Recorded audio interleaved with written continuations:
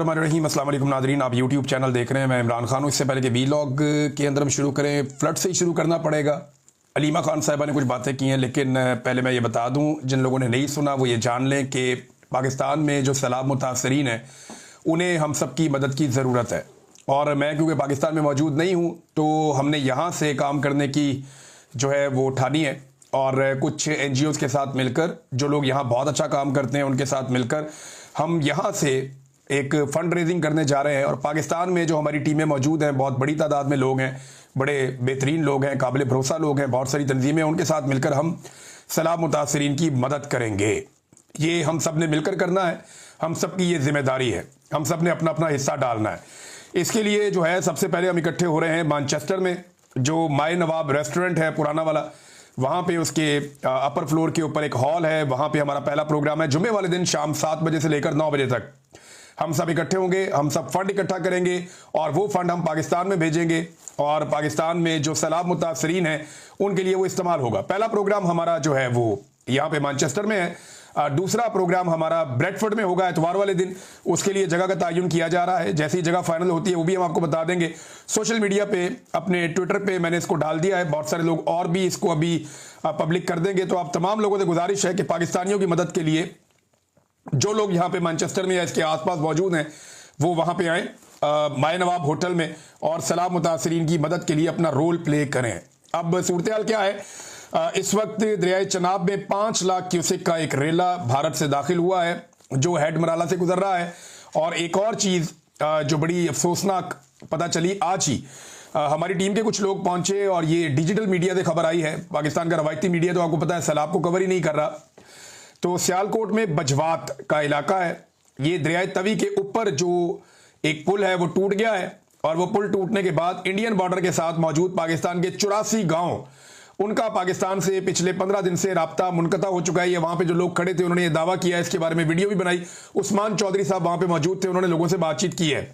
वो बड़ी मुश्किल में है लोग, उन तक इमदाद पहुँचाने के लिए कश्तियाँ चाहिए, उन तक इमदाद पहुँचाने के लिए बेड़ियाँ चाहिए, और कुछ रास्ते जो है वो बहुत दूर है और लगातार बारिश जो है वो होती रहती है और पानी का बहाव बहुत तेज़ है, तो इसलिए बहुत सारी मुश्किलात हैं। 2 लाख की आबादी है जो उस तरफ मौजूद है, मकामी लोगों ने जो बताया उसके मुताबिक।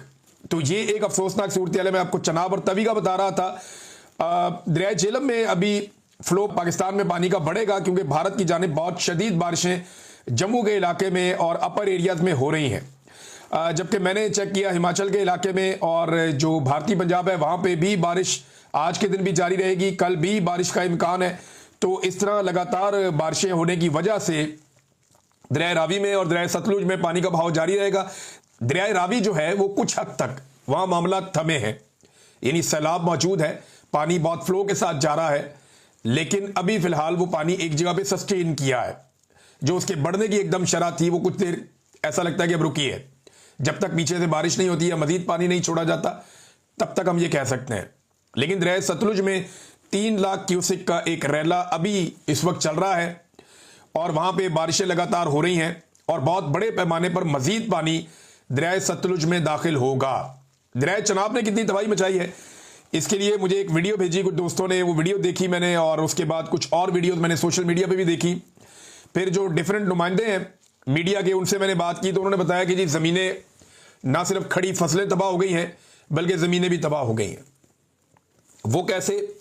जिस जगह पे चावल की फसलें मौजूद थी, और याद रखिएगा चावल की फसल बड़ी ज़रखेज़ ज़मीन पे होती है, गंदम आप बहुत सारी और जगहों पे भी ले लेते हैं, लेकिन चावल की फसल के लिए मखसूस ज़मीन होती है जहाँ पे अच्छा चावल पैदा होता है।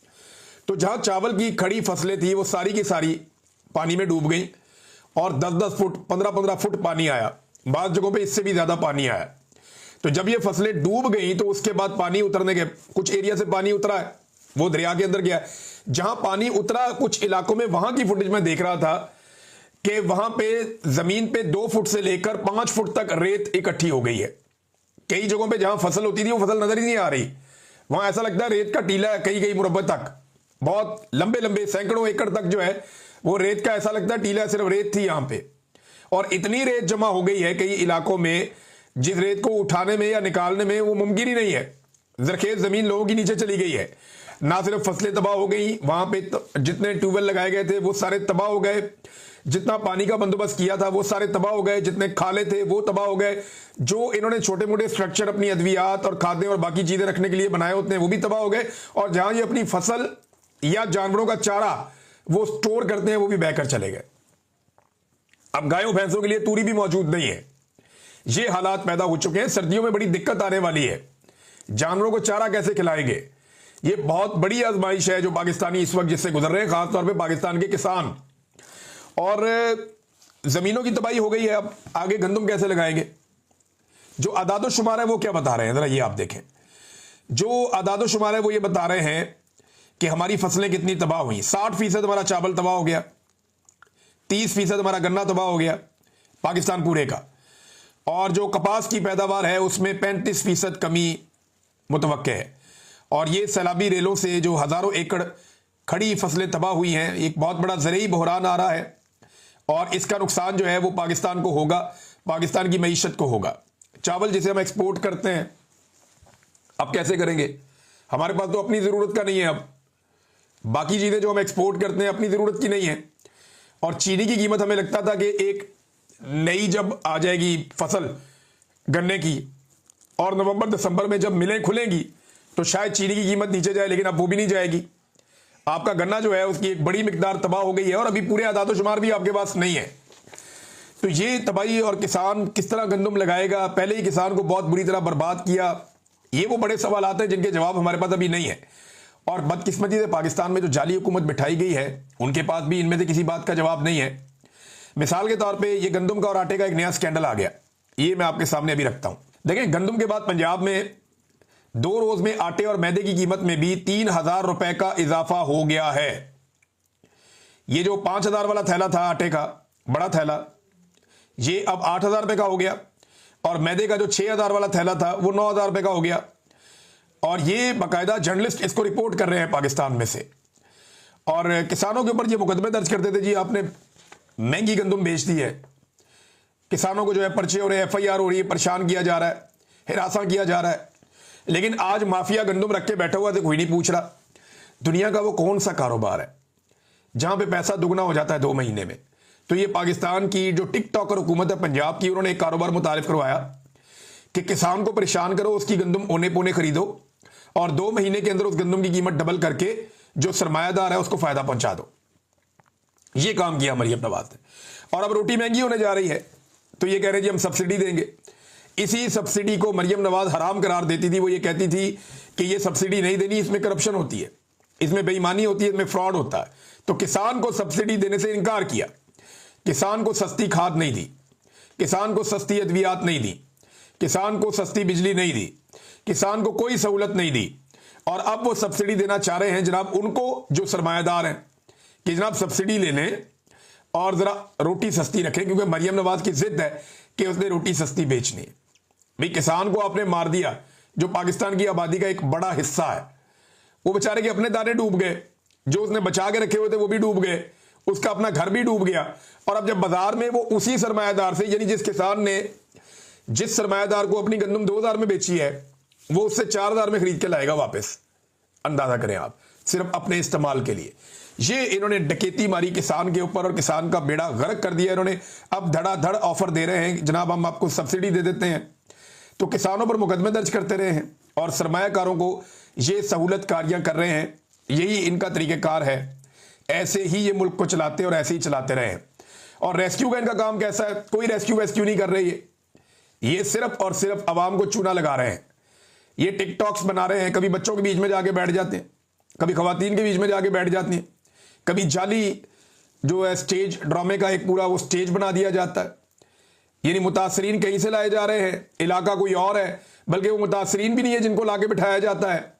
तो गरीबों की गुर्बत का मजाक उड़ाने के लिए ये मेकअप ज़्यादा टिकटॉकर्स वहां पे पहुंचते हैं। इनके चेहरों की तमतमाहट देख के आपको गुस्सा नहीं आता, आपको परेशानी नहीं होती कि यार इनके अंदर दुख ही नहीं है गरीबों का।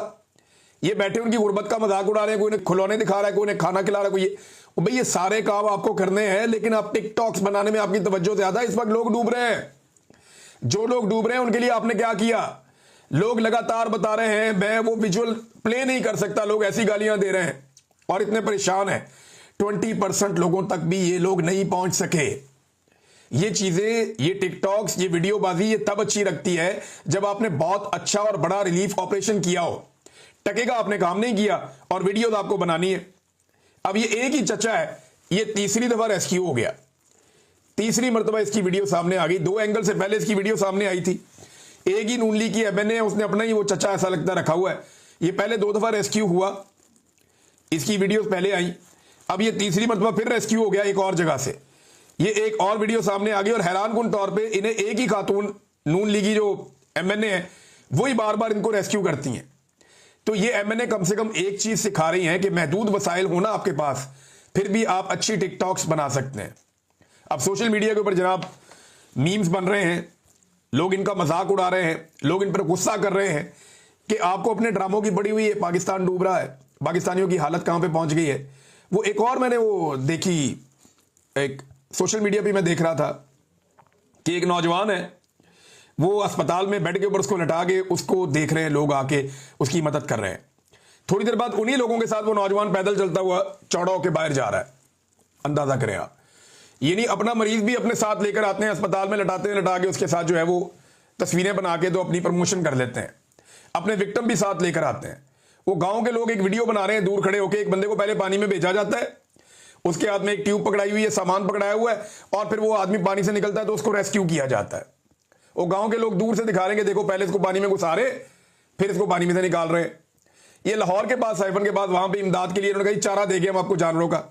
वो लोग बेचारे जिनके इलाके फसलें सब डूबी हुई हैं वो पहुंच गए, उनको चारा देने के लिए दिखावे की वीडियोस बनाई, उनकी शक्लें जो हैं वो सारी दुनिया को दिखा दी, उसके बाद उन्हें चारा भी नहीं दिया।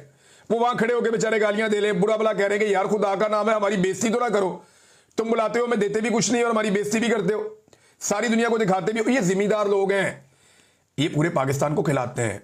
ये मांगने वाले नहीं है जो आप इनकी तस्वीरें और वीडियो यूं बना रहे हैं, ये मांगने वाले नहीं है, आपके बहन भाई हैं। इनकी इज्जत करें आप। किसी की 80 एकड़ जमीन है, किसी की 100 एकड़ जमीन है, किसी की 500 एकड़ जमीन भी है। बेचारे जमीन पे आए, मेरे खातून ने फोन किया, उन्होंने कहा जी 80 एकड़ जमीन है और खाने के लिए कुछ नहीं है, ये सूरत हाल पैदा हो गई है और सारा कुछ डूब गया है, रातों रात पानी आया। हम वहां से अपना सामान छोड़ के भागे अपने इलाके से। हुकूमत ने उन्हें खबरदार भी नहीं किया कि अपना सामान ही निकाल लो, हालांकि 1 महीना पहले से लोग खबरदार कर रहे थे, रिपोर्टें मौजूद हैं। तकरीबन 1.5 हफ्ता पहले तो वो जो ऑन अब्बास बप्पी साहब है उन्होंने बताया था कि पानी बहुत बड़े रेले आने वाले हैं, पानी की तैयारी करें आप, सेनेट में खड़े होकर बताया, फिर भी किसी ने तवज्जो नहीं दी। तो नादरीन ये है पाकिस्तान के अंदर फ्लड की सूरत हाल और उसके लिए जो रिलीफ वर्क हो रहा है उसकी सूरत हाल। अब आ जाए आप एक और चीज पे। अलीमा खान, इमरान खान साहब की बहन है, उन्होंने बड़े इंकशाफात किए हैं और वो ये कह रही है कि एस्टेब्लिशमेंट ये साबित करने की कोशिश कर रही है कि इमरान खान को कुछ हो गया है, ताकि कल ये कहना आसान हो कि इमरान खान बेमार थे, खुद ही कुछ हो गया है। इमरान खान पर ये पहले भी गोलियां चला चुके हैं। 2 हफ्ते कबल अहम तरीन जराए का हमसे राब्ता हुआ और कहा गया कि इमरान खान की आइसोलेशन में हालत बहुत खराब हो गई है और खुद से बातें करने लग गए हैं। ये भी एजेंसियां ही खबरें दे रही थीं। अब ये बड़ी सीरियस बात है। अलीमा खानम देखे ना, उनकी सिचुएशन बड़ी अजीब है, एक बड़ी आजमाइश है उनके ऊपर। एक तरफ वो ये चाहती है कि उनके भाई बीमार ना हो, उन्हें डॉक्टर्स चेक करें और छोटा सा इशू भी है तो वो रिजॉल्व हो। जो इमरान खान के अपने डॉक्टर्स हैं वो इन्हें चेक करें ताकि इमरान खान खुद भी और उनकी फैमिली भी मुतमईन रहे कि इमरान खान साहब जो हैं वो रूबा सेहत है, उनके साथ प्रॉब्लम कोई नहीं है, उनकी जान खतरे में नहीं है। एक तरफ उन्हें यह कहने के लिए भी बार बार कहना पड़ता है कि उनके डॉक्टर को मिलवाएं, उनको चेक करवाएं, उनको आइसोलेट किया जा रहा है, उनकी सेहत के अंदर इश्यूज भी बाद का छोटे मोटे आते हैं, ये बताते भी हैं। लेकिन सेम टाइम में इनका प्रॉब्लम यह भी है कि ये भी नहीं कह सकते कि इमरान खान बीमार हो रहे हैं और वो ये किसी को कहने भी नहीं देते। साथ में ये भी बताते हैं कि इमरान खान डटा हुआ है, वो बीमार नहीं है, उसे कुछ ऐसा नहीं हो रहा जिसकी वजह से कोई ये कहे कि उसकी जान खतरे में है। ये बड़ी आजमाइश है, वो इसके बीच में बैलेंस करती हैं उनकी बहनें। ये बहुत मुश्किल काम है कि एक तरफ उनके लिए डॉक्टर्स और जो मेडिकल की सहूलियात है वो फराहम करवाना और दूसरी जानिब ये तासुर भी कायम रखना कि इमरान खान की जान को कोई खतरा नहीं है, वो मुकम्मल तौर पे सेहतमंद है, ताकि अगर कल को कोई उन्हें कुछ कर दे तो ये ना कह सके कि वो बीमार हो गए थे। और ये बात तो उनकी फैमिली ने भी की हुई है और बाकी लोगों ने भी की हुई है। अब वो ये कहती हैं पिछले दिनों जो एक डॉक्टर्स ने गवर्नमेंट की तरफ से एक पर्ची जारी की थी, एक रिपोर्ट जारी की थी, उसको भी उन्होंने कहा जी कि वो ज्यादती है, वो गलत किया गया इमरान खान साहब के साथ और ये गलत कर रहे हैं। फिर अलीमा खान ने कहा कि 2 हफ्ते कबल आम तरीन जराए से हमारा रब्ता हुआ था, उन्होंने कहा कि आइसोलेशन में इमरान खान साहब की हालत खराब होगी, वो खुद से बातें कर रहे हैं, एजेंसियां ऐसी खबरें दे रही हैं। हम अदालत चले गए और कहा कि जाती मुआलजीन से इमरान खान साहब का इलाज करवाया जाए।